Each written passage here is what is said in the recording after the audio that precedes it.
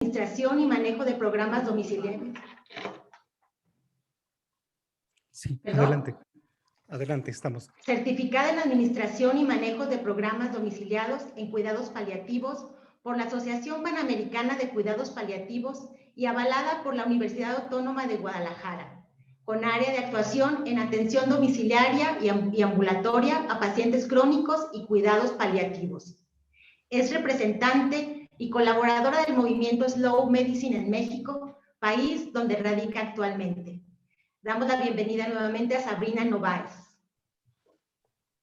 Buenas noches a todos. Primero, muchas gracias por la invitación. Es un honor para mí, principalmente porque hablar de ese tema que me apasiona mucho en este foro tan importante. Me considero muy afortunada por esa oportunidad y espero que les guste la conferencia. Muchísimas gracias, doctora Sabrini, bienvenida. A nombre de todos los corresponsales de la Corresponsalía Uruapan del Seminario de Cultura Mexicana. Bueno, pues vamos a dar inicio de esta conferencia y bueno, al final vamos a proceder a preguntas y respuestas y pues todos nuestros amable auditorio pues podrá utilizar el chat, ya sea de las plataformas Zoom o Facebook Live. Muchas gracias. Adelante con la conferencia, doctora. ¿Puedo compartir pantalla, no? Sí, sí, ya se puede compartir pantalla.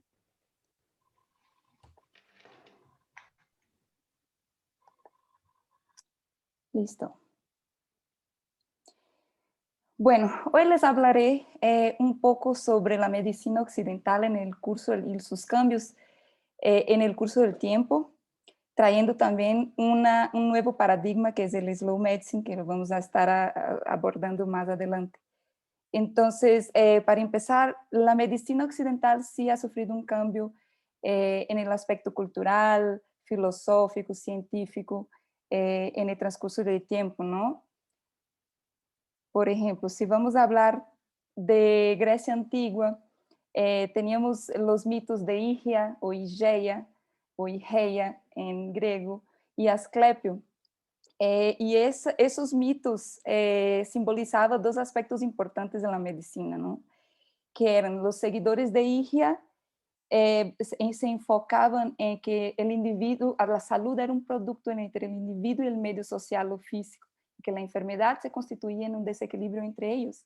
Ya los seguidores de Asclepio consideraban que el rol del médico era nada más tratar la enfermedad y sanar imperfecciones, pero sin enfocarse mucho en el tipo específico o sea, el modo específico de vida que llevaba los pacientes. El modelo hipocrático se considera, en teoría, que era una junción, una unión entre esos dos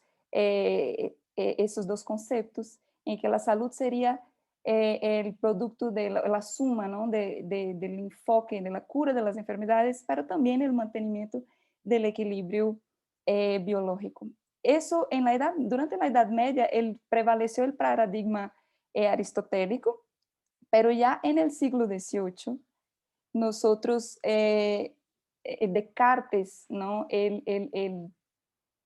Promueve el método del pensar el cuerpo humano como una máquina, ¿no? Influenciado por el pensamiento de Galileo en la época que tuvo una interpretación mecánica del mundo físico. Descartes creía que no había por qué no considerar eso también en las criaturas humanas, ¿no?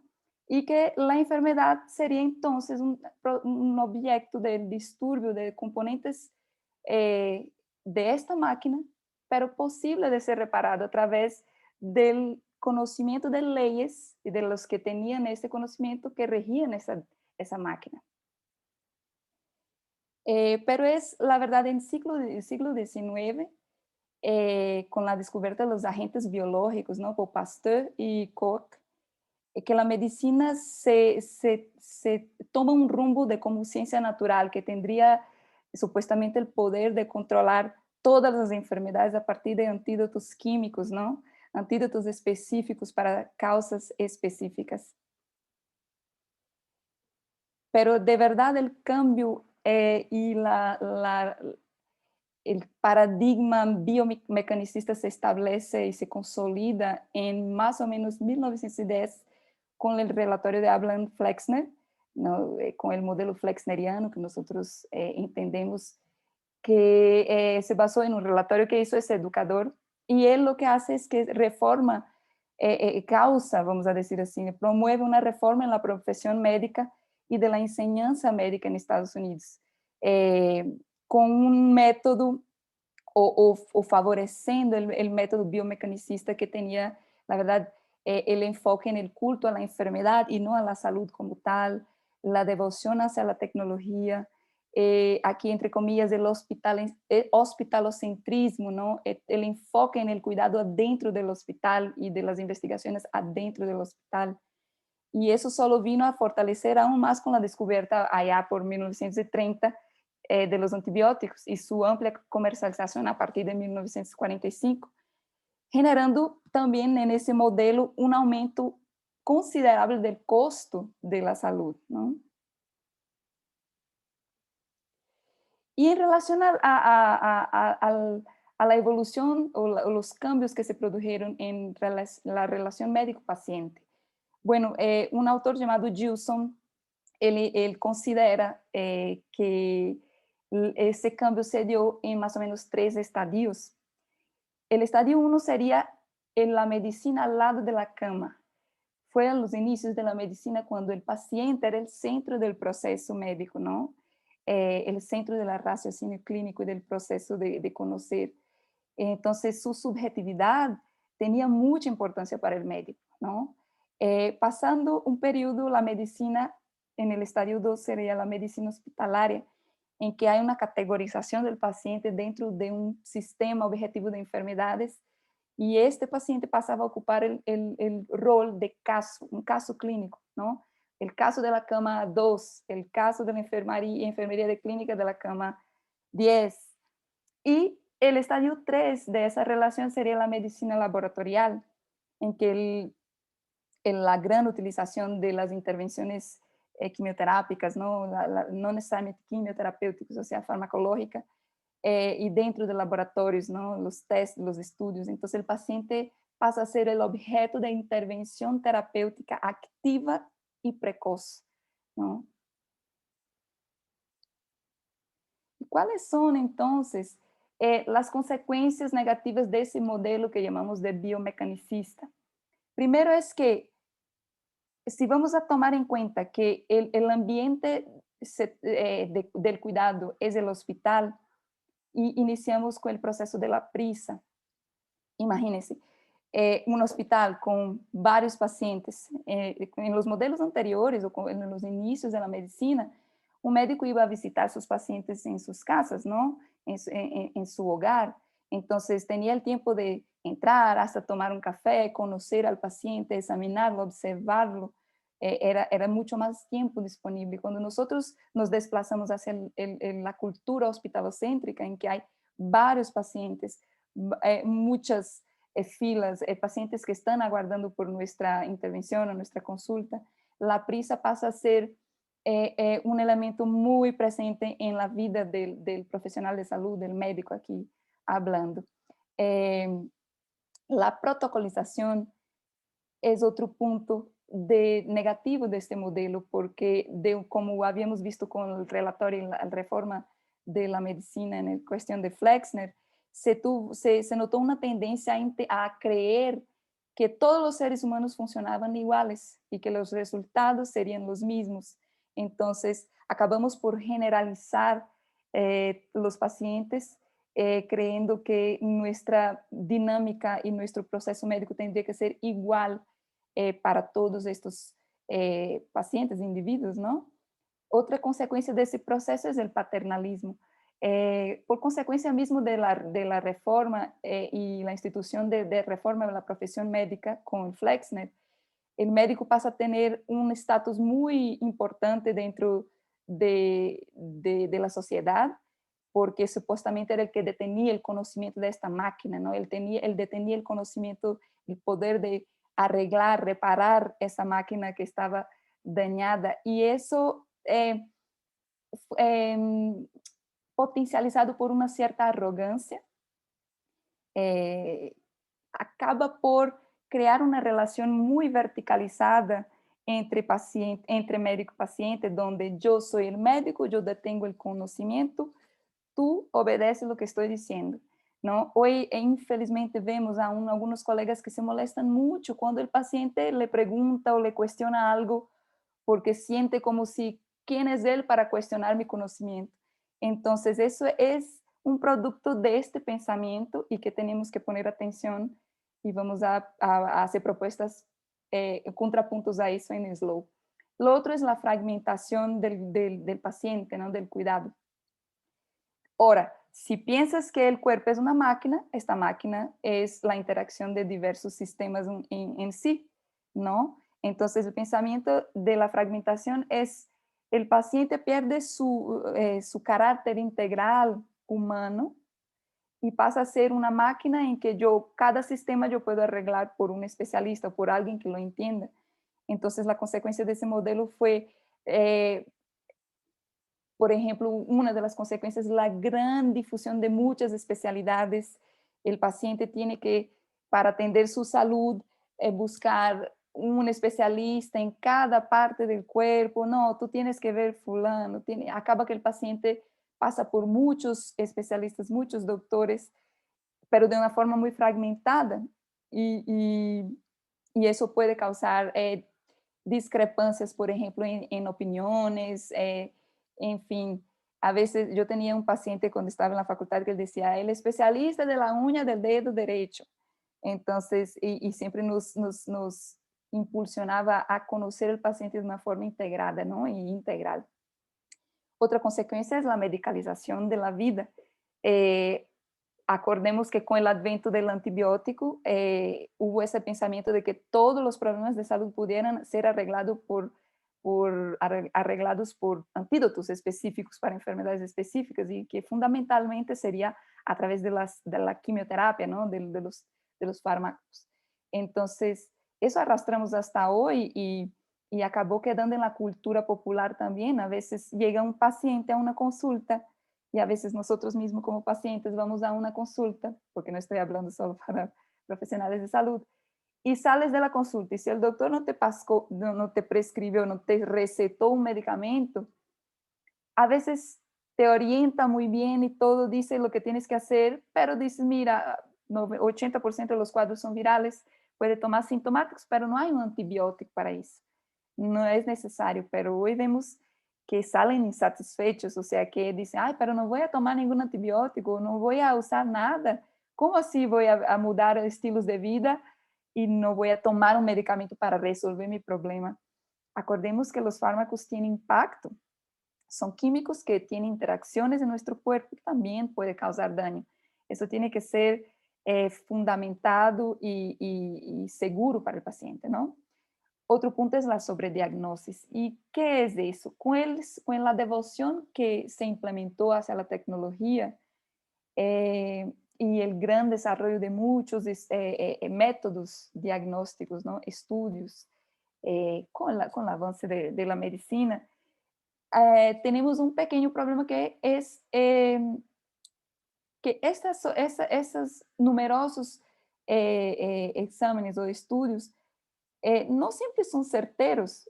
Acordemos que hay, por ejemplo, fundamentalmente los tests, los estudios para ser autorizados a ser usados no como una herramienta diagnóstica y es siempre herramienta complementaria del diagnóstico. No, no es lo que viene primero, es lo que viene a corroborar lo que uno sospecha. Ellos tienen una sensibilidad y una especificidad mínima para poder ser autorizado. ¿Qué es eso? La sensibilidad es la capacidad de un paciente enfermo tener su test positivo, o sea, que confirme que está enfermo. Y la especificidad es que un paciente que no tiene enfermedad, o sea, que está sano, tenga su test normal, o sea, que justifique que no tenga la enfermedad. Y obviamente eso es probabilidad de que eso pase. Siempre hay un chance de que eso no sea así, no son verdades absolutas. Entonces, la consecuencia del sobreuso de la tecnología y de exámenes y de estudios, antes mismo a veces de un examen clínico, una evaluación más minuciosa del paciente, salir solicitando tantos estudios que tienen un costo, pueden traer resultados dentro de esa tasa de error, como los falsos positivos o los falsos negativos, encauzando en errores de diagnóstico. Entonces, ese es el problema. Lo otro es que hay que siempre tener cuidado porque estos errores acaban por traer una cascada de errores, ¿no? Porque les voy a dar un ejemplo, un paciente que llega con vamos a decir, un COVID leve, ¿no? Está positivo de COVID y tiene un poquito de dolor en la espalda. Eso pasó en una unidad de un compañero y le hicieron una angiotomografía. Eso es un examen, un estudio de imagen que busca un tromboembolismo pulmonar. Cuando comenzó la pandemia, o sea, el desencuentro de muchas informaciones, entonces sí muchas personas hicieron uso de esa sobreutilización de la tecnología. Entonces, la prescripción, la solicitud de este método, por ejemplo, fue bastante sin criterios, vamos a decir así. Entonces, lo que pasó fue que encontraron un resultado falso positivo. El paciente, cuando el asistente, el médico, vio que dio un falso positivo, el paciente no, la verdad, no tenía una probabilidad pretest, o sea, de que tuviera algo más grave, pero asimismo hicieron la prueba y el paciente acabó por ser anticoagulado y acabó por presentar una anticoagulación. Es cuando disminuimos la coagulación de la sangre para deshacer el trombo que supuestamente estaba presente, pero le causó un sangramiento gástrico y acabó agravando ese paciente. Entonces, no siempre hacer muchos exámenes es bueno. Entonces, tenemos que tener cuidado con la sobrediagnosis, porque a veces no está enfermo, te está detectando algo que no tienes, ¿no? Por un error de método, ¿no? Dentro de la probabilidad. Y aquí me gusta acordar del doctor William Osler, que él decía que era un médico, y decía que la medicina es el arte de la incertidumbre, y la ciencia de la incertidumbre y el arte de la probabilidad. Entonces, nosotros con el advento de la medicina basada en evidencia, que se está muy en boga hoy en día, que es justamente tener más criterios para evaluar a los pacientes, ¿no? Y no utilizar la sensibilidad y especificidad únicamente. Hay un pensamiento que se llama bayesiano, para los que se interesen, después puedo dejar. Es una nueva forma de entender los resultados de exámenes. Pero seguimos. Con la sobrediagnosis y con esas consecuencias que acabo de decir, también pasan la judicialización, ¿no? Las demandas, y aquí en México es muy común. Perdón. ¿Qué es la judicialización de la medicina? Las demandas médicas, y eso fruto de, primero, una mala comunicación entre médico y paciente. O sea, imagínense cómo establecer una comunicación en consultas de 10 minutos, cómo establecer una valoración más amplia en tan poco tiempo y contando con todo eso que acabé de mencionar. Aparte de la mala comunicación, también hay esa sobreutilización de exámenes diagnósticos, también hay ese paternalismo. Imagínense, cuando un paciente llega a una consulta o cuando nosotros, y que el que detiene el conocimiento me dice para hacer algo y yo no le puedo cuestionar o no me dan chance de también decidir de forma compartida lo que se va a hacer. Si algo me pasa, la culpa en mi imaginario como paciente es de él que me mandó a hacer. Cuando nosotros establecemos una buena comunicación y una relación de confianza con el paciente, donde el paciente te puede cuestionar, donde el paciente te puede incluso decir sus preferencias, nosotros decidimos juntos. Y cuando nosotros decidimos juntos, o sea, yo como médico propongo un tratamiento o opciones terapéuticas y de acuerdo con sus valores y sus voluntades y sus expectativas, él decide junto conmigo, ya esa cosa de la culpa no fue mía desaparece, ¿no? Entonces, el paciente se autorresponsabiliza también por la tomada de decisión. Y eso es importante también en la cuestión de la judicialización. Y la judicialización es algo que está tan común que incluso hoy, cuando yo me mudé para México, hablando con colegas y todo sobre cómo era la práctica aquí, etcétera, me dijeron de las primeras cosas que me dijeron, y tienes que contratar un seguro jurídico contra las demandas. Imagínense, yo nunca había escuchado eso en mi vida en Brasil. Nunca había pensado que eso, claro que puede pasar, obvio, ¿no? En cualquier lugar, pero en Brasil yo nunca, desde que comencé, nunca había pensado en hacer un seguro así.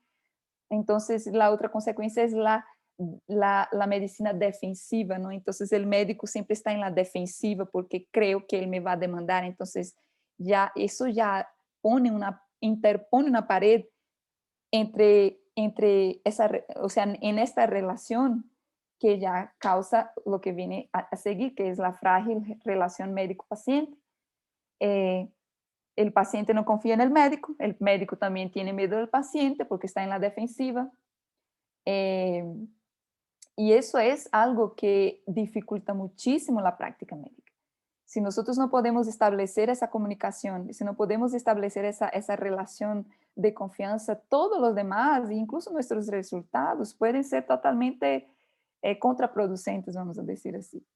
Y todo ese ambiente genera, obviamente, un ambiente de mucho estrés y lo que tenemos son médicos muy tristes con la profesión, muy desilusionados, muy cansados por la prisa, por tanta demanda, pacientes que pierden la pasión por lo que perdón, médicos que pierden la pasión por su labor, siempre en la defensiva. Y por fin, la consecuencia más grande que es el derroche de los recursos de salud. Es una medicina extremadamente cara y es impensable, por ejemplo, para la medicina en países de desarrollo en que se quiere implementar salud universal, ¿no? O sistemas de salud universal. Permiso. Perdón.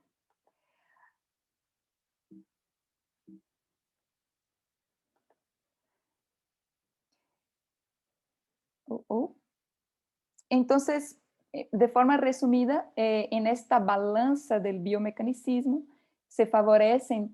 obviamente se favorecieron avances técnicos muy importantes, ¿no? Por ejemplo, como las vacunas, como la descoberta de los antibióticos, que la consecuencia fue un aumento de longevidad y una disminución de la mortalidad por enfermedades infectocontagiosas, que en su tiempo fue la mayor causa de mortalidad en algunos países, ¿no? Eso no lo podemos negar, claro que sí. Otro día escuché en el podcast de Slowcast, que es el podcast del Slow Medicine de Brasil, una frase que me gustó mucho que fue, nosotros no queremos regresar al siglo XVIII, tampoco es eso. Nosotros queremos tener la tecnología disponible para todos, pero que sepan, pero saber usarlo bien, ¿no? Para que utilicemos esa tecnología al paciente que la necesita, ¿no? Para que el que la necesita de verdad no se quede sin, porque estamos utilizando de forma exacerbada, vamos a decir. La otra consecuencia, o sea, de esa balanza es la énfasis en las causas y curas de las enfermedades, trayendo un poco la balanza hacia abajo por ejemplo, los pacientes con enfermedades incurables, pacientes con expectativa de vida limitada, ¿no? Porque la prevalencia del biomecanicismo nos hace, como hubo ese aumento de expectativa y el enfoque en la cura, como que la cura fuera la única resultado esperado y promovido y festejado por los doctores, ¿no? Entonces, por ejemplo, vemos mucho todavía y eso aprendemos desde la escuela médica, que es no aceptar que el paciente pueda no curarse. Y como había dicho Osler, es una probabilidad y ahí está el chance. Y debemos de entender y ajustar expectativas con los pacientes de que eso puede pasar. Y no frustrar tanto, porque eso acaba por esa obsesión, esa devoción tan grande por la cura, puede acarretar, por ejemplo, en el encarnizamiento terapéutico, que es cuando, si la cura es la única resultado que yo anhelo, yo voy a hacer todo independiente del caso que tenga enfrente, pero lo voy a hacer de todo que esté disponible y que no sea adecuado muchas veces, porque encarnizamiento es cuando no es proporcional y no es adecuado a este paciente. Por ejemplo, los pacientes con enfermedades terminales o enfermedades muy avanzadas o incurables, en que sufren, por ejemplo, intervenciones en que son maléficas, causan más daño que beneficio, es más, no causan beneficios, ¿no? Eso vimos mucho en la UCI, en la UTI. Y la sistematización de tratamientos, como habíamos dicho. La balanza pende para abajo, por ejemplo, en el manejo sintomático. Eso vemos mucho todavía, que es la dificultad que los profesionales tienen de tratar síntomas, ¿no? Como por ejemplo el dolor. Aún hay una dificultad de control de analgésico bien de los pacientes. Estoy trabajando en la cura, pero tu síntoma ya no sé muy bien cómo hacer. Entonces, la calidad de vida queda como a plan secundario también en ese modelo, ¿no? Y los pacientes incurables y con expectativa limitada de vida quedan también en segundo plan, ¿no? Hay una sobrevalorización, vamos a decir así, o del paciente agudo y todo funciona muy bien, pero cuando es el clínico crónico y sin cura y multicomorbidades, ya la cosa queda limitada, vamos a decir así. Y bueno, y ahí les traigo el nuevo paradigma, una propuesta, un contrapunto a todo esto, que es el Slow Medicine. Es un movimiento internacional, es más que un movimiento, es una filosofía del cuidado, ¿no? Se propone hacer una herramienta para los médicos, para los profesionales de salud, ¿no? Que trabajan con salud todos, para una mejor práctica, una práctica más reflexiva, ¿no? Una práctica, como nosotros decimos, sobria, reflexiva, ¿no? Respetuosa y justa. ¿Cómo nace ese movimiento? Bueno, su origen es en Italia, ¿no? Junto con el movimiento Slow Food, a través de Carlo Petrini. El movimiento Slow Food era el movimiento que se originó en más o menos 1986 en favor de la buena mesa, del placer gastronómico y de una vida más pausada. Ese movimiento inicia con un evento que fue una manifestación en contra del establecimiento de una fast food en una plaza en Italia que era conocida por esa apreciación de la comida, el buen vino, en fin. Eso en 1986 por Carlo Petrini. En 2002, el doctor cardiólogo italiano Alberto Dollara utiliza por primera vez el término slow medicine en un artículo en que invitaba a sus compañeros, sus colegas, a utilizar mejor el tiempo para establecer mejor comunicación y mejor relación con sus pacientes. En 2011, en Turín, en Italia, fue formada la sociedad Slow Medicine y en esa ocasión se hizo el manifiesto multilingüe. En el mismo año, en Ferrara, la primera actividad oficial, donde la intención era conocer más profesionales, más colegas que se interesaban por la práctica, por la filosofía, y se realiza en noviembre de este año, del 2011, el primer congreso, y contó con la presencia del doctor Roberto Dollara y Carlo Petrini. De ahí en adelante, se expande el movimiento, las ideas de Slow Medicine por Estados Unidos, y principalmente debido a artículos, libros compartidos, y aquí tenemos la figura del doctor Dennis McCullough, que ya es fallecido, creo que hace 5 años, si no me engaño, y con ese libro precioso que se llama My Mother, Your Mother, donde él relata las ideas de Slow Medicine, contrapondo, ¿no? O sea, la situación que él ha pasado con su madre anciana en los sistemas de salud de Estados Unidos y cómo puede ser muy, muy complicado y complejo, ¿no? Otra autora importante y, que contribuye muy, de una forma muy interesante es la doctora Victoria Sweet, con esas dos publicaciones, esos 2 libros, que es el God's Hotel y Slow Medicine, un camino para la cura, en donde ella también habla sobre los principios de Slow, cuentan historias. El libro God's Hotel es maravilloso. Ella habla de cuando ella trabajó en el hospital, ¿no? Ahora se me olvidó el nombre de la institución, pero ella tuvo tiempo para conocer muchos pacientes y cuenta su experiencia en esta institución y cómo cambió la calidad de vida de sus pacientes. Es muy interesante ese libro.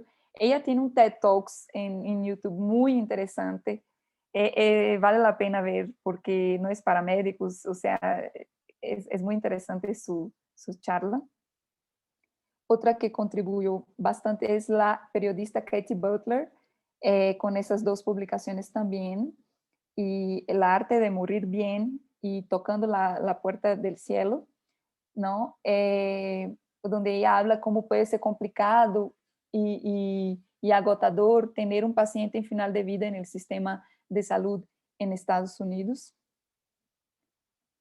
Aquí tenemos la contribución también del Dr. Ladbauer, que fue la primera publicación en inglés, ¿no?, sobre Slow Medicine. Ese artículo está disponible también en la web. Aquí tenemos la importante contribución del Updates in Slow Medicine, que fue una plataforma, fue creada una plataforma, una asociación entre Cambridge y Harvard, donde ahí estaban, ellos subían a esta plataforma conductas y mejores prácticas para auxiliar residentes. Y tenemos algo parecido hoy, que es el movimiento Choosing Wisely, que también tiene una plataforma en donde orienta algunas conductas que no son benéficas y, es más, no tiene evidencia científica en algunas áreas de la medicina. Está muy interesante de ver también esta plataforma. En los Países Bajos, en Holanda, el movimiento comenzó modestamente. Ellos iniciaron con la promoción de una página web. Fue el doctor Dick Koster y el abogado Jung Lee. Y la intención, ellos mantuvieron contacto tanto con los estadounidenses como los colegas italianos y acabaron por establecer los 10 principios del Slow Medicine, que vamos a hablar un poquito más hacia adelante. Y aquí tengo el orgullo de presentar el movimiento en Brasil, que inicia, la verdad, con la traducción del libro de este cardiólogo italiano, Dr. Marco Bobbio, que il enfermo imaginato, creo que así dice en italiano, pero la traducción, il malato imaginato. Entonces, la traducción sería O doente imaginado, por Dr. Dario Birolini. Tenemos ese libro, cuando fue lanzado, fue sold out, así acabó luego después de su lanzamiento. Aquí tenemos, luego, creo que en el año siguiente, el inicio del movimiento como tal, a través de la institución de la plataforma, de la página web del Slow Medicine, La Rama en Brasil, que fue, ¿no?, idealizada por el doctor José Carlos Velho, que está presente en esta conferencia, y muchas gracias, ya lo vi, y el doctor Kazuseya Akiyama. La intención era traer esos principios de Slow para la realidad brasileña, y la verdad es que el movimiento en Brasil ha tomado proporciones gigantescas. Me alegra mucho, nos alegra mucho ver cómo el Slow consigue responder a muchos de los problemas que nosotros tenemos en la salud en Brasil, y ha expandido, y es una rama muy activa. También no puedo dejar de mencionar que tienen publicaciones propias, que tienen muchos artículos originales, son muchos colaboradores, la doctora Susana Vieira, el doctor Regis, el doctor Andrea Bautoni, la abogada Abigail Caligari, o sea, Vera Bifulco, la psicóloga. Son muchos colaboradores con la página. Y aquí quería mencionar ese libro precioso de la doctora Ana Lúcia Coradazzi. Ella es una oncóloga clínica, y el libro acaba de ser lanzado, todavía está en portugués. Estamos ya le dije que tenemos que traducirlo a español, se llama De manos dadas y una mirada Slow Medicine hacia el paciente oncológico. Vale mucho la pena leerlo. A los que saben, que entienden la lectura en portugués, estaría interesante. Y aquí traigo algo que solo pasa en Brasil. No hay precedentes de eso en el mundo, que son las formaciones de las ligas académicas de Slow Medicine. Bueno, cuando el contrapunto de la Slow Medicine hacia a este cambio que creemos necesario en la medicina, nosotros, el movimiento siempre piensa que ese cambio tiene que venir desde la formación médica, desde la escuela médica, porque por lo general entramos llenos de sueños y la propia universidad o el propio método que es utilizado acaba por entrenarnos de una forma distinta. Entonces, hoy en Brasil hay 7 ligas, aquí no las mencioné todas, pero tenemos la de Alagoas, la Lasmal, tenemos la de la PUC de Goiás, de Goiânia, la Liga de Botucatu, pero hay también de UFRJ, son 7 ligas y esas ligas, ¿cómo funcionan? Son grupos de estudiantes que tienen un tutor médico o de un área de salud que sea una referencia en el tema, en el caso aquí Slow Medicine, alguien que sea del movimiento, y que la intención es un grupo de estudios, o sea, extracurricular. Eso no está en los currículos de la escuela oficialmente, pero está como extra y ellos pasan por una selección para entrar a esas ligas porque son cupos limitados, pero acaban por tener ese conocimiento extra. Y eso es algo muy interesante y que nos deja también muy contentos con el movimiento en Brasil y que gustaríamos de que repitiera en el resto del mundo.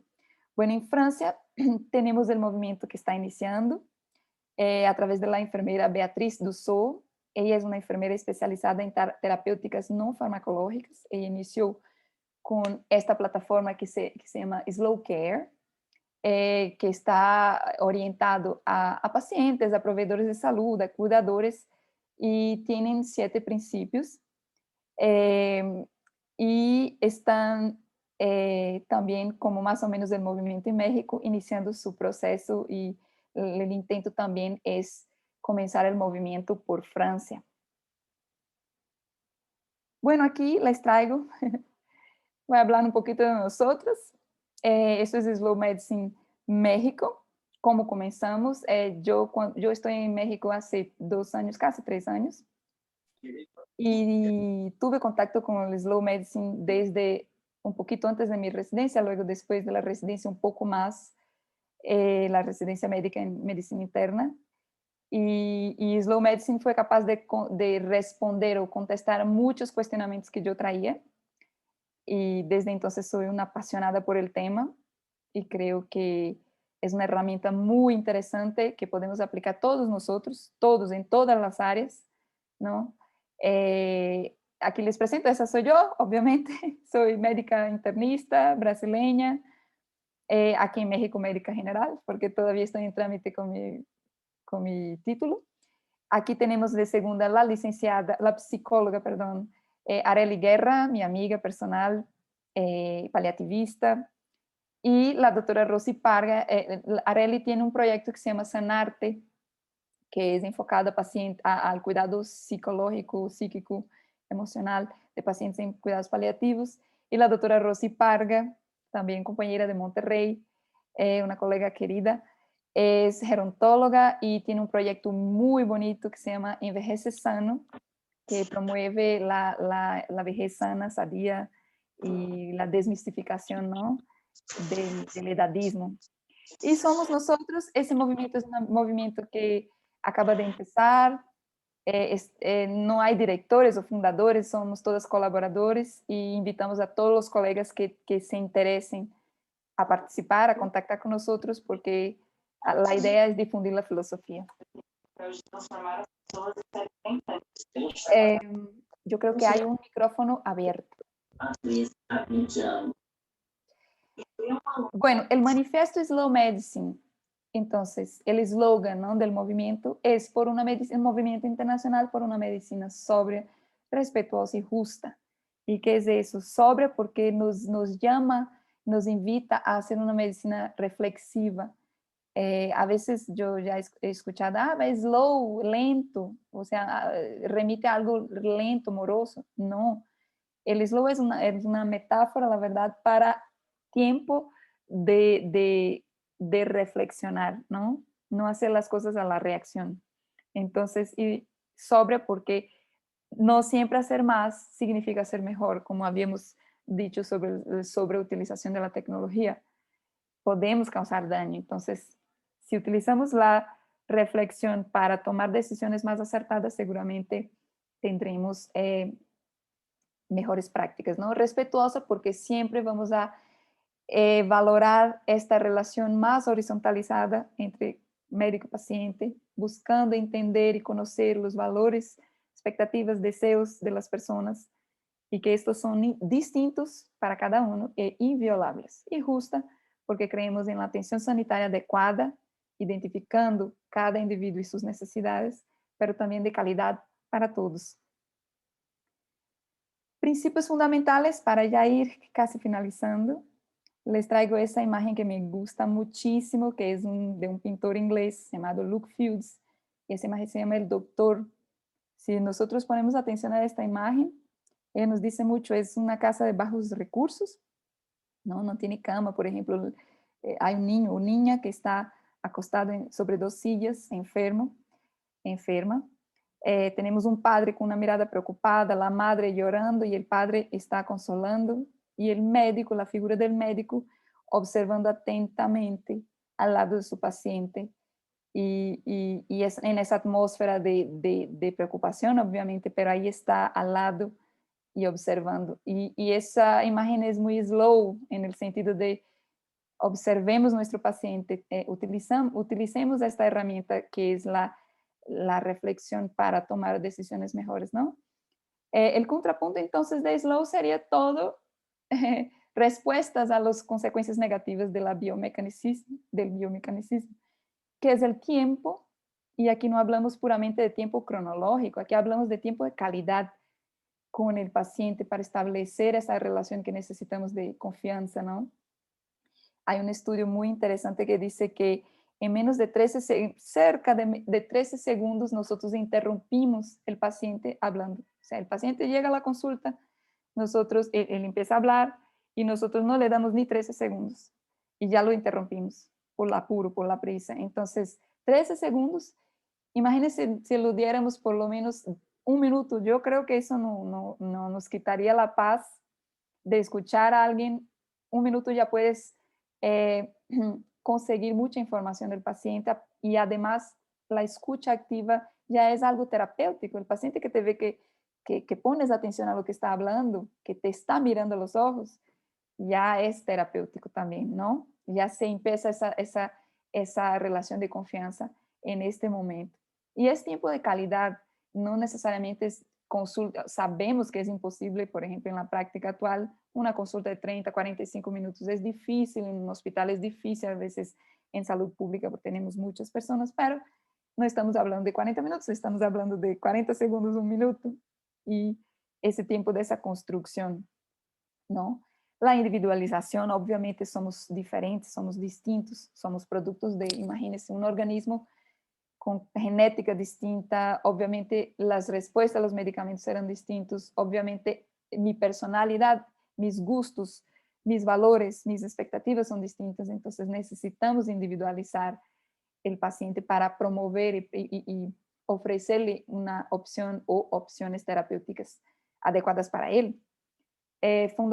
Fomentamos la autonomía y el autocuidado del paciente en esa relación más horizontalizada, también parte de su seguimiento depende de su contribución de cambios de estilo de vida o de que él se empodere sobre su enfermedad, estudie, pregunte, nosotros le informamos y compartimos información, pero eso es muy importante, el autocuidado y la autonomía. Y eso construye la relación también en lo que habíamos dicho anteriormente, ¿no? Para la reducción, por ejemplo, de las demandas o de las insatisfacciones de los pacientes cuando nosotros compartimos tomadas de decisiones. El concepto positivo de salud, tenemos que acordar que tener salud no es solo no tener enfermedad, ¿no? El concepto amplio de salud, según la OMS, es el estado de bienestar físico, psicosocial y hasta espiritual. Entonces, tenemos que llevar eso en cuenta, abordar al paciente desde el punto de vista humano también, no solo del físico. Estamos siempre fomentados en la prevención. Sabemos que buena parte de enfermedades pueden ser, por ejemplo, algunas enfermedades crónicas, pueden ser situaciones prevenibles. Nosotros podemos actuar en cambios de estilo de vida, en salud mental, para que podamos tener un organismo más armónico con el ambiente. La calidad de vida siempre, priorizamos siempre el bienestar del paciente. Todo lo que vamos a hacer debemos de tener eso en cuenta. ¿Será que este procedimiento, será que esa intervención, será que eso lo que voy a proponer le va a brindar calidad de vida? ¿No? Tenemos que pensar y tener eso siempre en cuenta. Una medicina integradora, y aquí decimos el mejor de los dos mundos, ¿no? Como había dicho, no queremos regresar al siglo XVIII, queremos tener las dos partes. Queremos tener el mejor de la tecnología y la medicina basada en evidencias disponible, pero no queremos quitar el lugar, cuando posible, de la medicina, por ejemplo, integrativa, vamos a decir así, ¿no? Acupuntura, métodos complementarios de salud, y que pueden ser usados siempre que posible. Siempre que, entonces, medicina tradicional para cuando esté indicada y, si posible, como forma complementaria, la medicina que antes era llamada alternativa, es la medicina, los métodos complementarios de salud. La seguridad en primer lugar. Nosotros tenemos la frase célebre, ¿no? De primo non nocere, que es una frase en latín que significa primeramente la seguridad del paciente. Entonces, eso tenemos que tener en cuenta, porque mucho de lo que hacemos puede causar daño. Acordemos que el organismo muchas veces curan solo, tiene su autorregulación. No necesariamente tenemos que intervenir siempre, como era en el método, en el paradigma biomecanicista, siempre precozmente intervenir. No, podemos esperar, observar, podemos evitar intervenciones que causen daño. El rescate de la pasión y la compasión. Eso es algo muy importante porque, como habíamos mencionado, tenemos un ambiente de mucho estrés, de mucho agotamiento, de mucha desilusión, y la intención de Slow es rescatar esa pasión por la medicina, por el cuidar, ¿no? Por el sentido de cuidar de verdad, y no solamente doctor Crispin, Douglas Crispin es el actual presidente de la Asociación de Cuidados Paliativos de Medicina en Brasil, y él dice, es que nuestra medicina está acostumbrada a entregar 3 cosas de valor: los exámenes, los estudios y las intervenciones, los procedimientos. Entonces, no creemos que tenga que ser así. Nosotros queremos rescatar el cuidar, ¿no? Y eso depende de pasión y compasión. Y el uso parsimonioso de la tecnología para evitar los daños causados por ellos y los equívocos, ¿no? Bueno, aquí les traigo una frase que me gusta mucho, que habla de esto que acabo de decir, que es una frase de Sanz y Pascual, que dice, hay que rescatar y redescubrir, si cabe, el fenómeno del cuidar, actualmente eclipsado por la sobreexpansión de los aspectos curativos de la medicina. No tenemos que olvidar que la medicina nace como respuesta de ayuda, consuelo y acompañamiento para los seres humanos enfermos y moribundos. Bueno, aquí son nuestras redes sociales, es el Instagram de Slow Medicine México, tenemos una página web, slowmedicine.mx. Aquí traigo otro QR, que es un proyecto que estoy llevando, aparte, que es en la atención domiciliaria integral al paciente, que se llama Mejor en tu Casa. Para finalizar, muchas gracias y estoy abierta a preguntas. Me pasé un poquito, 5 minutitos del tiempo. Muchas gracias, doctora, por su exposición. Voy a dejar de compartir. Claro que sí. Vamos a continuar con esta conferencia. Y bueno, pues voy a ceder el uso de la palabra a nuestro compañero corresponsal, licenciado Luis Eduardo Quesada Bárcenas, quien coordinará el tiempo de preguntas y respuestas. Adelante, Luis Eduardo. Gracias.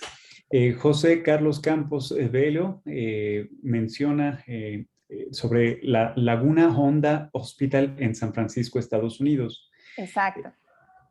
También la licenciada América Bárcenas pregunta, ¿crees que en México ya se está difundiendo esta cultura en la comunidad médica, al menos en el sector privado? Todavía no como gustaríamos. Obviamente no podemos generalizar, porque yo no conozco toda la comunidad, ¿no?, médica. Yo estoy llegando al país, pero por lo que escuchamos y por las experiencias compartidas, todavía no de una forma en que nos gustaría, pero aquí están las herramientas. Se puede utilizar por todos los especialistas. Eso no necesariamente tiene que ser en una consulta ambulatorial. O sea, hay un movimiento, por ejemplo, que se llama Zen Intensivists, que se decía como intensivistas Zen. Y ese movimiento es muy interesante porque también aplican estos conceptos slow dentro de la unidad de cuidados intensivos. Entonces, no necesariamente es lento, es reflexivo, es saber lo que está haciendo, obviamente tratando de cubrir las probabilidades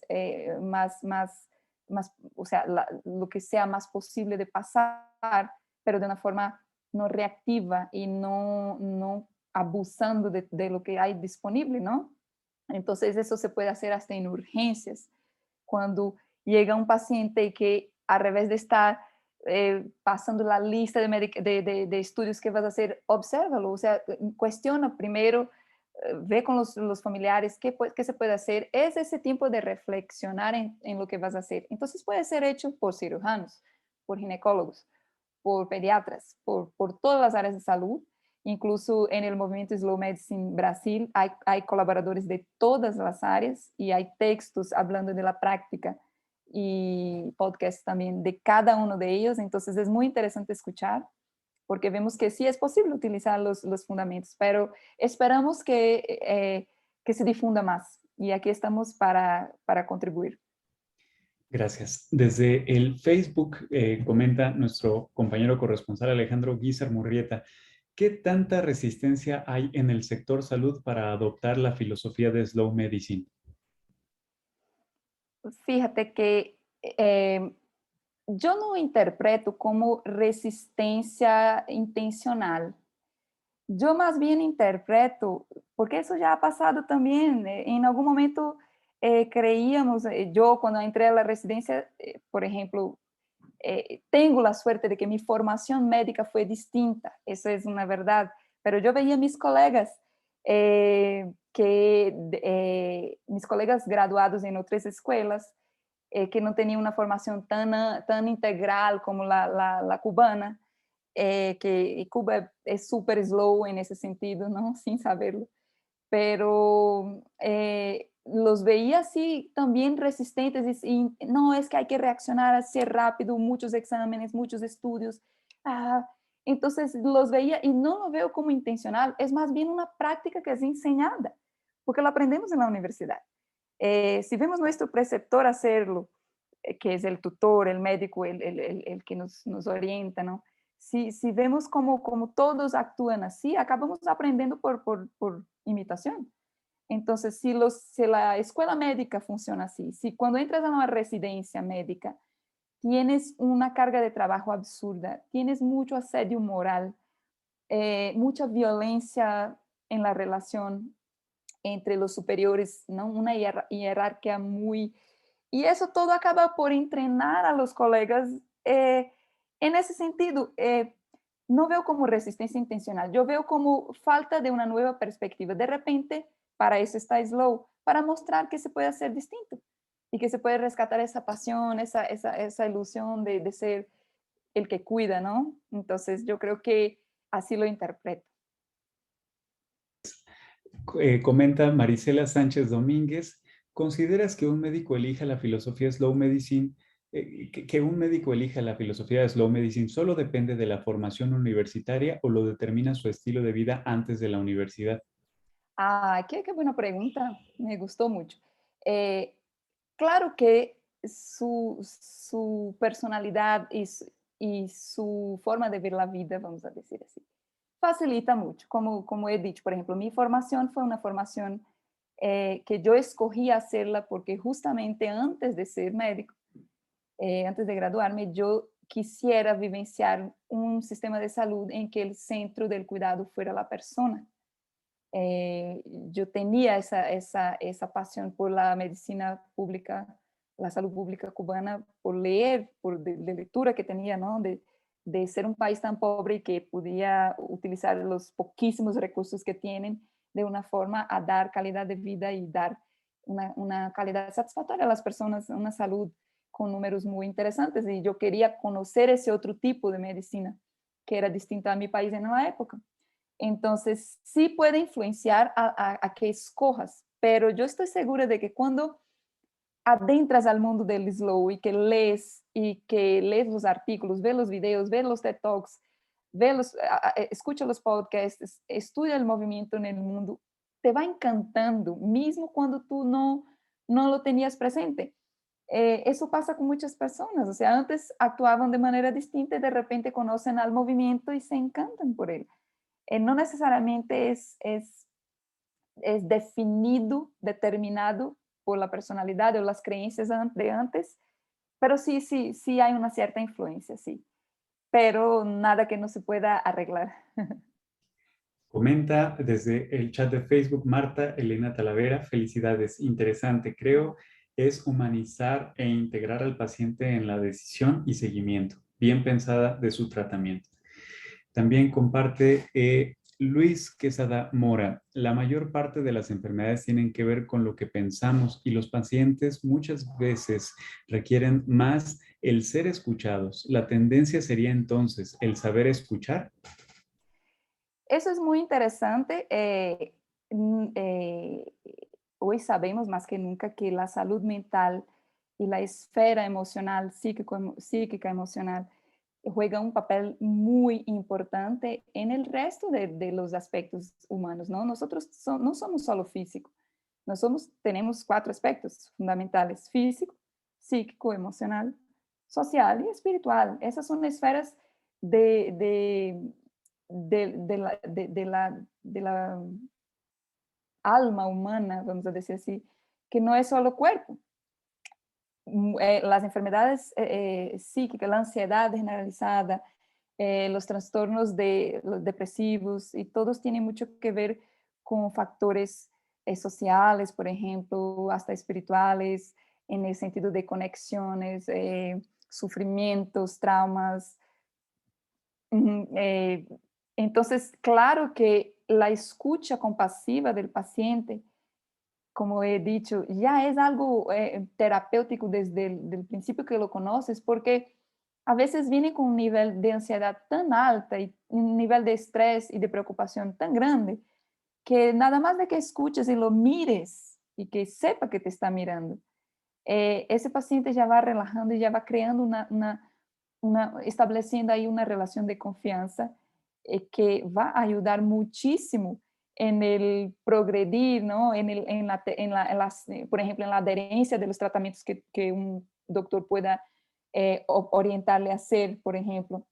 No es lo mismo que vayas a una consulta, el médico no te mira la cara, te mande una receta, diga, haga eso, y el paciente va a mirar esa receta y dice, yo no voy a hacer, o sea, ¿por qué voy a adherir? Él ni me miró, no me examinó. Entonces, no lo voy. ¿Cómo voy a confiar en lo que está diciendo? No me ha mirado. Entonces, la escucha seguramente hace parte importantísima del proceso médico y de la adherencia y por lo tanto de la curación, del tratamiento, del alivio de síntomas, en fin, de lo que se va a proponer de seguimiento de salud a este paciente. No te escucho, está apagado el... Gracias. En tu experiencia, ¿cómo puede hacer el paciente para activar principios de Slow Medicine en su tratamiento médico? El propio paciente. Bueno, el paciente, el movimiento Choosing Wisely, que es un aliado en el Slow Medicine, principalmente Italia y Brasil, él propone que todo paciente debe, ¿no? No solo puede, como debe, de hacer de tener algunos comportamientos cuando va a la consulta. Lo primero es, obviamente, establecer esa comunicación con su doctor. Siempre pregunten, cuestionen. Y cuestionar aquí el paciente es el más interesado en su propia salud, en su cuerpo, en su vida, es su problema. Él necesita entender, y nosotros como médicos o como profesionales de salud tenemos que comprender eso también. Entonces, pregunte a su médico: doctor, eso que me estás proponiendo, ¿usted cree que es el mejor para mi caso? Esto que me estás proponiendo, ¿me puede causar algún daño? Que por lo general, y eso es una deficiencia que tenemos, hay una deficiencia muy grande de comunicación en los profesionales de salud, principalmente en los médicos. En nuestra carrera no nos enseñan a comunicarnos bien y principalmente a darnos malas noticias, a dar malas noticias, a hablar de malos pronósticos, a conversar sobre dudas. Entonces siempre estamos como que cerrados, nos sentimos incapaces o no tan capacitados a tener esas conversas francas y abiertas, ¿no? Entonces, siempre estimulamos a los pacientes, por ejemplo, pregunten: doctor, eso que me estás proponiendo, ¿me puede causar algún daño? Y nosotros como profesionales tenemos siempre que tener en cuenta de decir al paciente los daños posibles, por ejemplo, los efectos adversos del tratamiento, los efectos indeseados que puede causar a tal medicamento, para que él esté preparado para lo que va a venir. La probabilidad de cura. Obviamente que, como habíamos dicho, la medicina es el arte de la incertidumbre y la ciencia de la probabilidad, ¿no? O al revés. Entonces, hay siempre la posibilidad de que todo lo que hagamos no tenga el efecto esperado. Y eso también tenemos que poner en la mesa de la consulta para que el paciente sepa los escenarios posibles. Mira, en el mejor escenario va a pasar eso. En el peor escenario va a pasar esto. Y comuniquemos eso al paciente. Es un derecho que el paciente tiene de saber más o menos aproximadamente qué puede pasar. Doctor, ¿qué puede pasar? Esa es la mejor opción terapéutica. Los efectos que tiene pueden causar daño, ¿no? Eso está envasado, tiene buenas evidencias científicas y eso no es pecado preguntar. Eso es su interés, puede preguntar y nosotros tenemos que entender esto. Entonces siempre, y lo otro es, estudien su enfermedad. No esperen que el médico te diga todo. Y aquí es el principio de la autonomía y el autocuidado. Debemos nosotros de estudiar lo que tenemos, ¿no? De interesarnos a aprender de cursos, hay disponibles cursos para diabéticos, cursos para hipertensos, videos en YouTube. Hoy con tanta información disponible podemos entrar y aprender sobre nuestra enfermedad para empoderarnos de ella y también para hacer nuestra parte en los cambios de que podemos hacer, la adherencia al tratamiento bien, ¿no? La adherencia a los cambios de estilo de vida. Entonces, esa es la postura que el paciente debe de tener en relación al slow. Gracias. Entre otros comentarios que nos están llegando muchas preguntas, Edgar Orozco, saludos, dice: gracias, una perspectiva muy interesante. También el Centro de Atención Psicológica de la Universidad Don Bosco pregunta: ¿qué papel juega la empatía en este enfoque? Total, es un papel protagonista. La empatía y más que empatía, porque empatía es ponerse en los zapatos del otro, ¿no? Entender que estar enfermo no está padre, como dicen ustedes mexicanos. Estar enfermo es muy estresante. El paciente que nos llega enfermo, el paciente trae preocupaciones, miedos, angustias, enojo, principalmente enojo. Y eso lo vivimos mucho en las unidades de salud. Por ejemplo, he vivido mucho eso en la unidad de salud básica en Brasil, en los puestos de salud donde he actuado como médica de atención primaria. las condiciones sociales tan violentas, las condiciones de bajísimos recursos, estar enfermo en esa situación, llegas a la unidad y agarras una fila de no sé cuántas personas, el paciente llega a las 6 y logra ser atendido a las 11 de la mañana, él llega súper enojado, él llega extremadamente agresivo a la consulta. Nuestro rol como profesionista de salud es entender, y ahí entra esta empatía, entender que ese contexto, si fuéramos nosotros pasando por eso, seguramente estaría igual de agresivos, de enojados, de insatisfechos, de tristes, de angustiados. Y infelizmente a veces el profesional de salud que está ahí esperando es la válvula de escape, pero lo podemos contornar. Cuando lo identificamos así, es el momento que nosotros tenemos que ser más empáticos, decir, mira, te entiendo perfectamente, entiendo la situación, entiendo que esperas, entiendo que tienes hambre, entiendo y lo comprendo y me empatizo contigo, pero vamos a hacer lo posible para que salgas de aquí hoy satisfecho con lo que vamos a hacer contigo, ¿ok? Lo que vamos a decidir juntos. Entonces, yo no puedo ser reactiva a esa violencia, yo no puedo ser más agresivo que él. Se supone que nosotros como profesionistas tenemos herramientas para lidiar con los conflictos que vamos a pasar. Entonces, no estamos enfermos, somos los que estamos dando apoyo y soporte y aliento a esta persona enferma. Y cuando digo más que empatía, es compasión, porque la compasión es movida por acción, ¿no? Hay un libro muy interesante, ahora se me olvidó, es un documento que dice no solo empatía, pero también compasión, porque la compasión nos hace mover, nos hace hacer el movimiento de actuar para remover el sufrimiento que estamos presenciando o el problema que estamos presenciando en el paciente. Entonces, absolutamente importante la empatía, la compasión, la pasión por la profesión para poder nosotros ofrecernos y brindarnos una asistencia de verdad, un cuidado especial a los pacientes. Gracias. La doctora Rosa Elvira Romero, le mandamos un saludo. Muchas gracias. La Slow Medicine es una gran oportunidad para el paciente y el médico actual. Felicidades. También la licenciada Silvia Martínez. Felicidades. Muy interesante conferencia. El ingeniero Sadov nos comparte felicidades. Muy interesante la plática y se ve que esto nos lleva a una medicina más humana. También comparte el usuario Marías, me imagino que es María. ¿Existe resistencia o aceptación de parte de las compañías de seguros? Me refiero a seguros de gastos médicos. Qué buena pregunta. Buenísima pregunta, María. Miren, obviamente que en el transcurso de todo ese proceso que vimos de transformaciones filosóficas, culturales,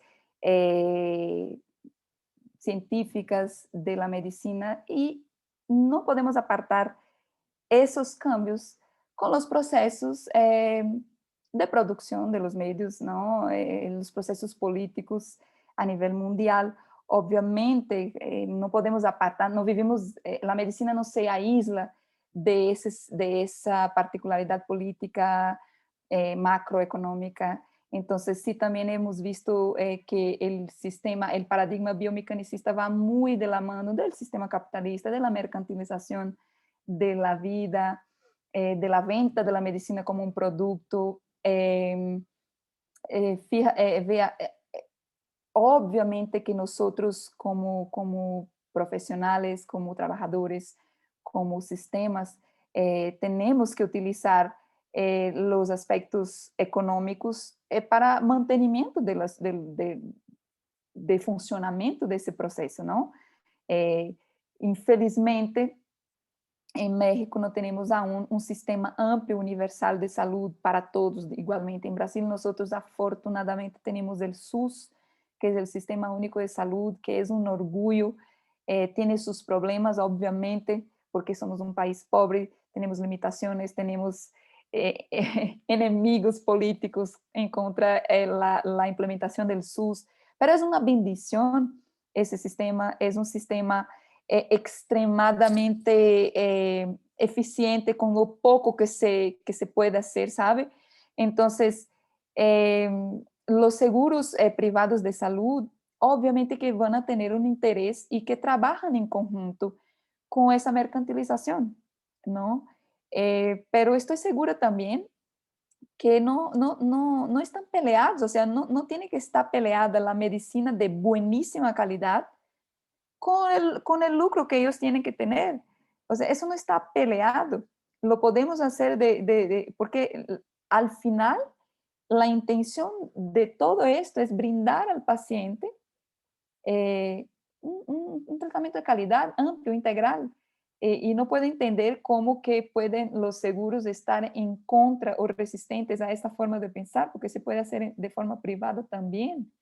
Entonces, acordemos una cosa, por ejemplo, mismo los seguros. Si nosotros tenemos un asegurado en que ustedes estipulan un gasto X, si yo sobreutilizo, por ejemplo, la tecnología y voy a gastar más cuando no era necesario, hasta le voy a dar le voy a dar, por ejemplo, a este seguro que ahorre esa condición para otro paciente que me necesite más. Yo creo que necesitamos dialogar. Eso no puede estar apartado o peleados entre lo que es brindar una asistencia de calidad con el lucro que es propio de ese sistema en que vivimos.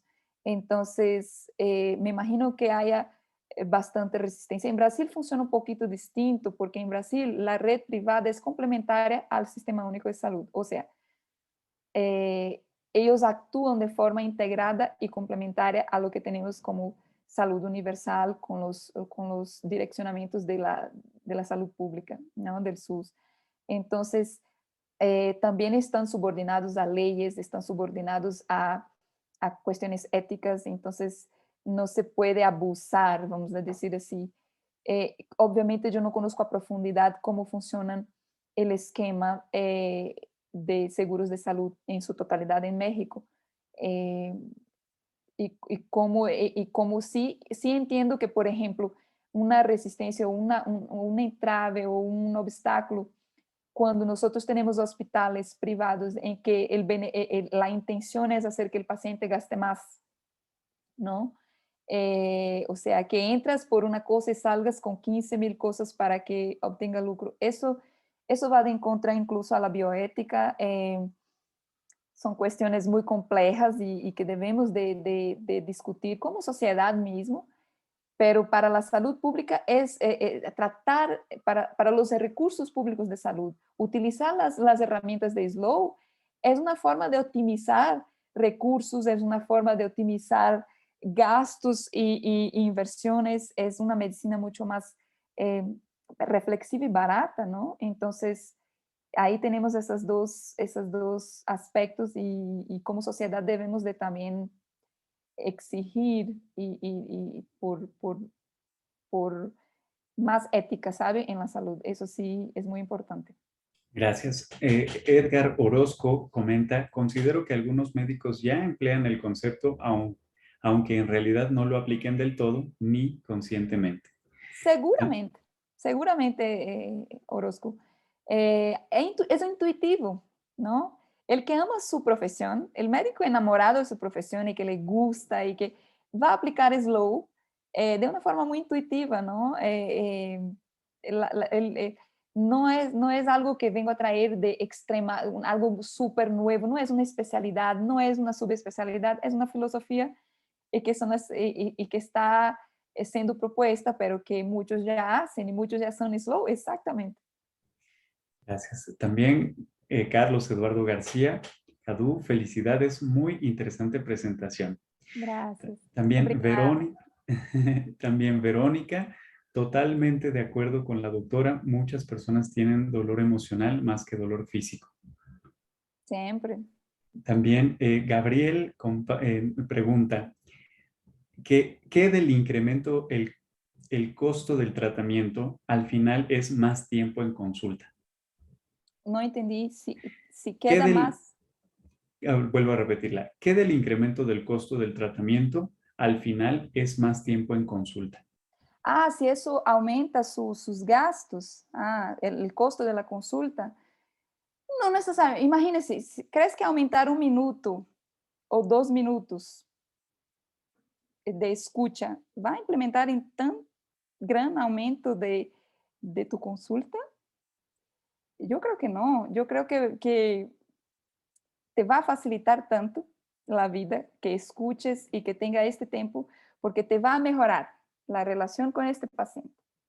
Te va a mejorar la adherencia que ese paciente va a tener a lo que tú indiques. Ajá. Va a confiar mucho más en ti. Aquí ahorras el dinero de la demanda, ¿no? Yo creo que por 2 minutos se vale, ¿no?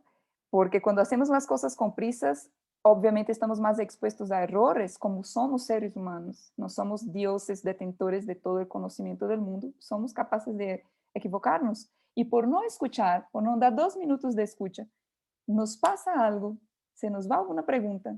Ejemplo, se me olvidó preguntar si era alérgico a tal medicamento. El paciente tomó el medicamento, no mencionó, porque a veces ellos no saben, soy alérgico a la penicilina, mas no sabía que era al nombre genérico de otro, o el nombre comercial, no sabía. Tomó, tuvo una reacción gravísima y después te quiere demandar, porque la culpa fue tuya, ¿no? Según.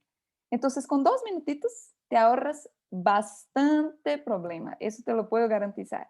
Construyes una relación más sólida con tu paciente, construyes esta confianza necesaria para la adherencia al tratamiento, te va a dar buenos resultados, te va a recomendar el paciente.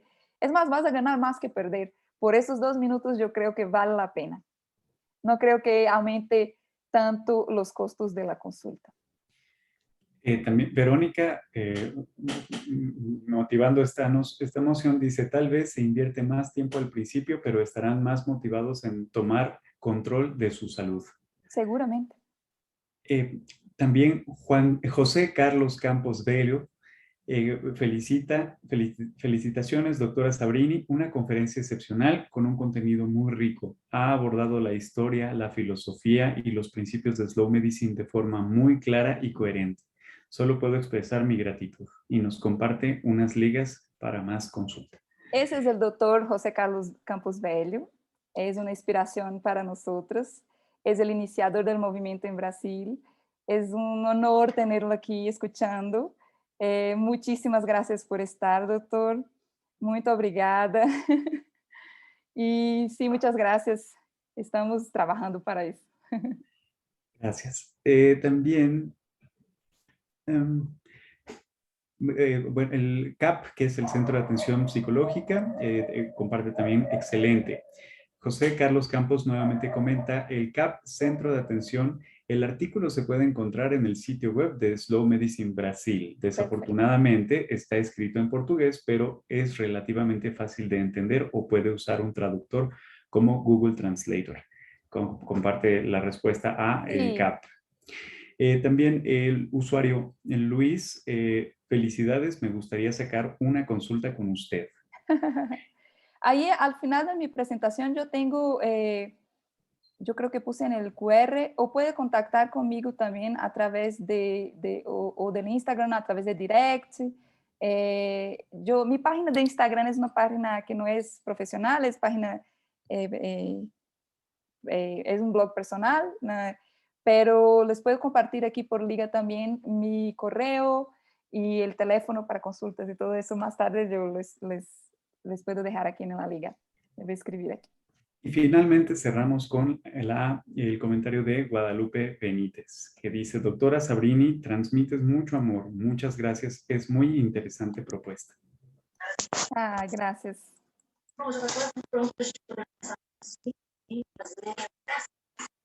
Creo que alguien o pregunta o hay un micrófono no abierto.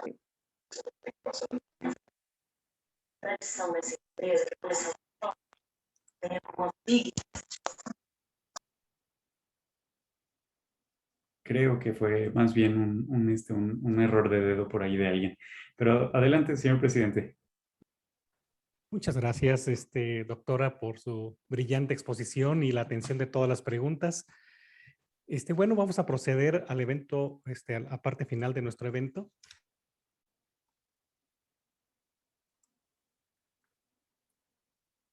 Tienes tu micrófono apagado, señor presidente. Perdón, muchas gracias a todos por su participación, sobre todo a la doctora por compartirnos su experiencia y su formación en este campo.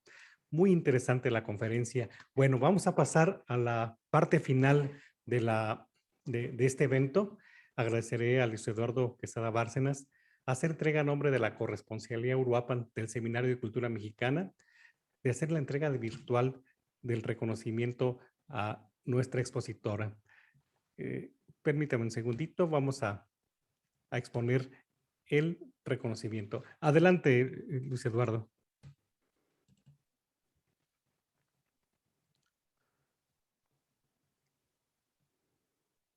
Sí, bueno, adelante, Luis Eduardo. Creo que está apagado el micrófono. Olvidaba esa parte también. Muy bien. Bueno, el Seminario de Cultura Mexicana, Corresponsalía Uruapan, Michoacán, otorga el presente reconocimiento a la doctora Sabrini Novaes de Oliveira Suárez por la valiosa conferencia titulada Slow Medicine, un nuevo paradigma en la medicina, Uruapan, Michoacán, a 28 de octubre del 2021. Firman el licenciado Alfonso Nando Aguilar, presidente, y el licenciado Alejandro Guízar Murrieta, secretario, ambos de la Corresponsalía Uruapan, Michoacán. Muchísimas gracias. Les digo otra vez, es un honor para mí estar aquí hablando en este foro, que han hablado gente tan importante y personalidades tan increíbles, y me siento muy agradecida con ustedes por la oportunidad. Y de verdad espero que les haya gustado y que apliquen. Si hay doctores aquí escuchando, colegas queridos, podemos cambiar las cosas y no es necesario o sea, es necesario poquito para que hagamos mejor. Entonces, utilicen esas herramientas, la intención es esta. Acérquense a nosotras si quieren conocer más y contribuir. Acérquense a los movimientos, Slow Medicine Italia, están todos disponibles, Slow Medicine Italia, Slow Medicine Francia, Slow Medicine International, Slow Medicine Brasil.